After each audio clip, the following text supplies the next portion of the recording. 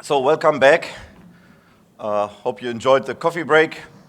The next presentation is about how to initiate a companion specification, and I give you a short overview on companion specifications also, because you learned in the morning that the technology is great. It enables a lot. It scales. But why do we need the technology? What is the benefit? Who is using it, and which industry and which market is it influencing the next 2 years? So this presentation gives you a short overview. You have seen this slide before, that we are not only in the discrete manufacturing area. I know Bologna is the heart of packaging and discrete manufacturing, but of course, OPCUA is worldwide used in different markets. And so you see that we are also in the area of process automation, where obviously OPC started at the beginning. The acronym OPC at the beginning was exactly OLA for process control. So process control was the starting area. And later, when we became platform and operating system independent, now OPCUA is openness, productivity, and communication. So we are partnering with all these groups, and after I write my presentation here, we will see that just behind this one logo from the VDMA, we will have a deep dive into the multiple markets the VDMA is looking on, being the European largest association for machine builders and engineering here. So what's happening exactly is, right now, we are doing this harmonization on the third level with OPCUA. At the beginning, everybody just integrated OPCUA here in its machine, but then we had different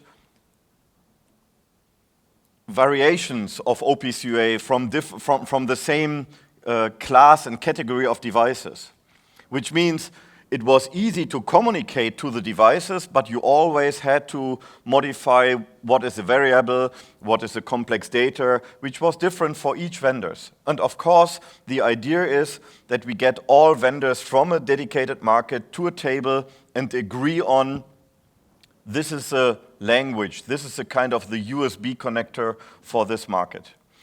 And I give you a very, very short overview what's happening in the rest of the world. Everything is documented, but here a quick overview.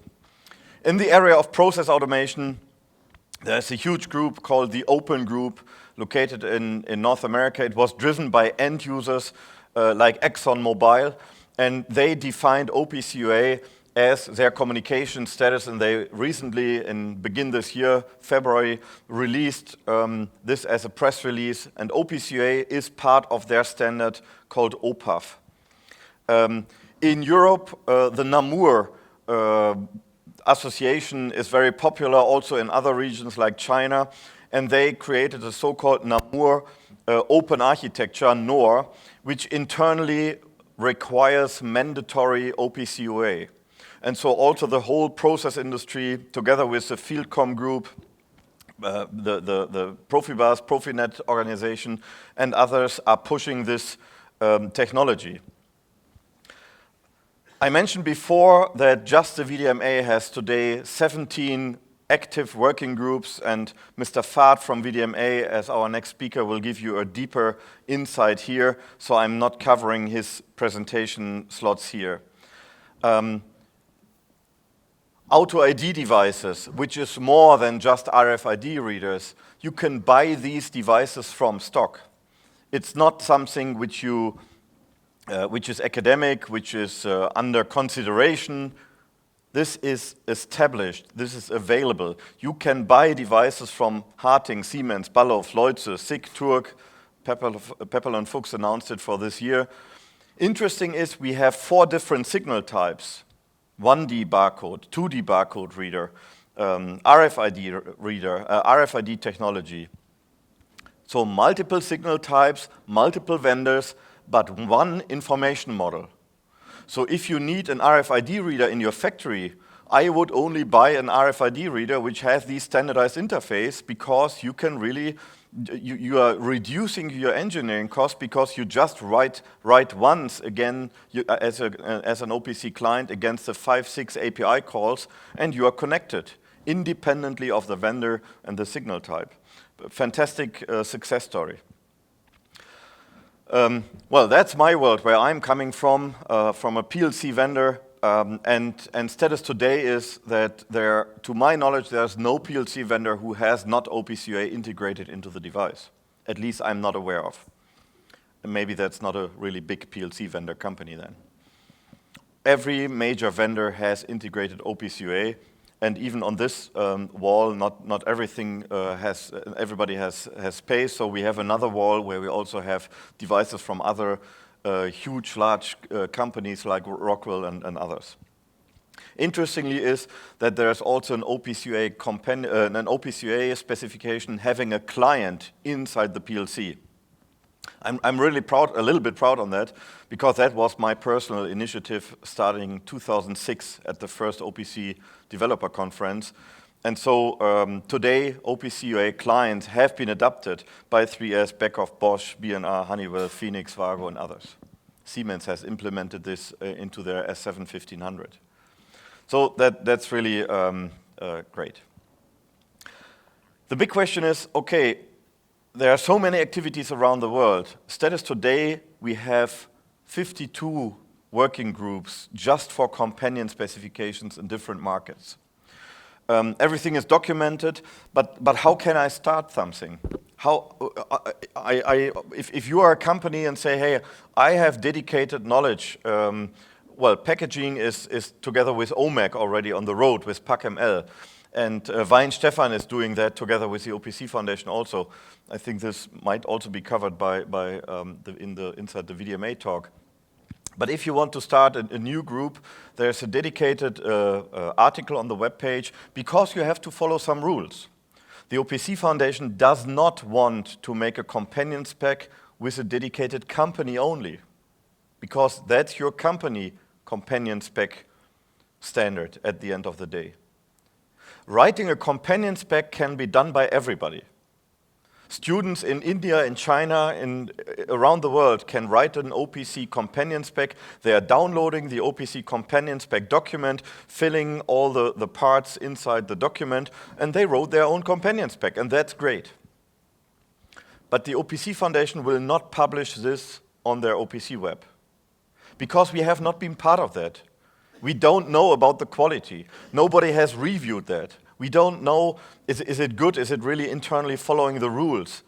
Are they reusing objects and components which has been done by other companion specs already before?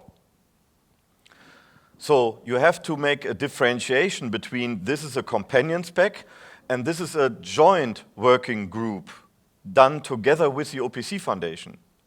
And this really means that two organizations, not a company with the OPC Foundation, but another association together with the OPC Foundation, is writing a companion spec where both partners meet together. We both own the IP policies, we both own the spec, and we share together the expertise.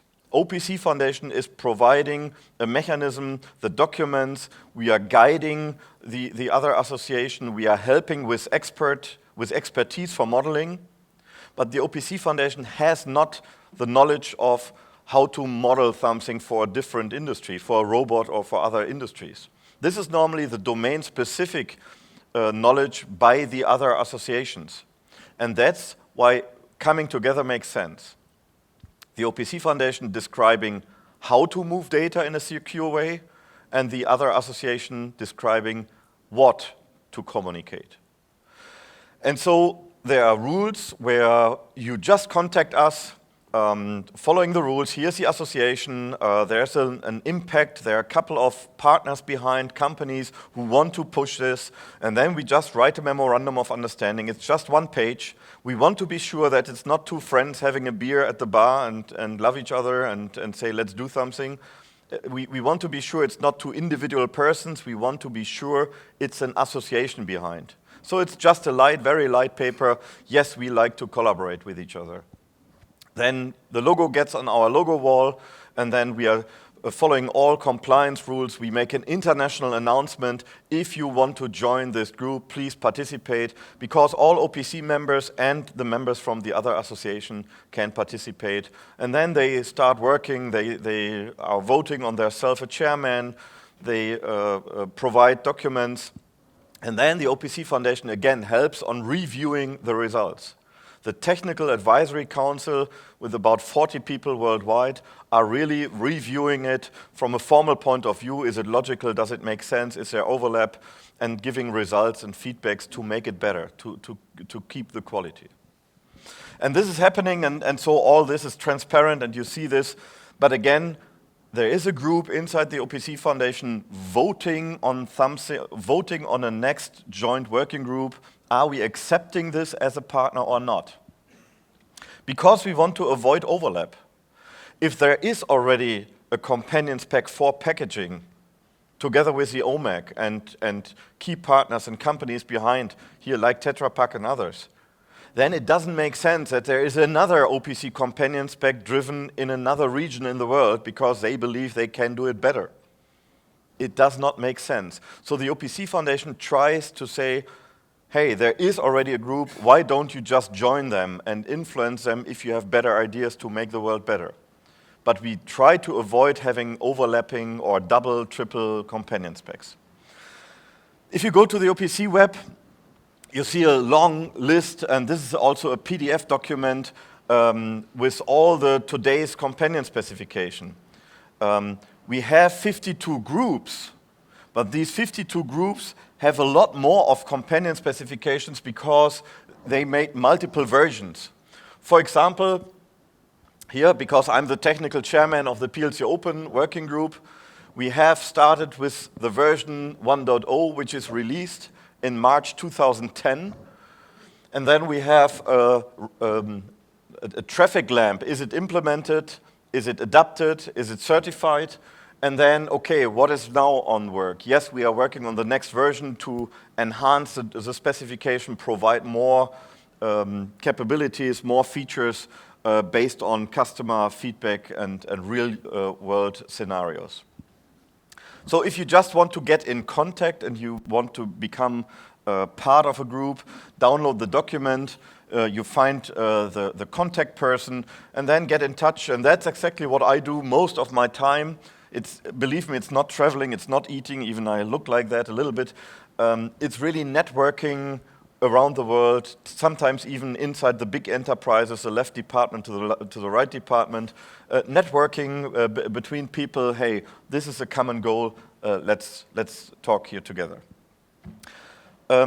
We are providing, by the way, all the slides later on. You get a link, and as you have registered here for this event, you get a download link, and you can download all the slides.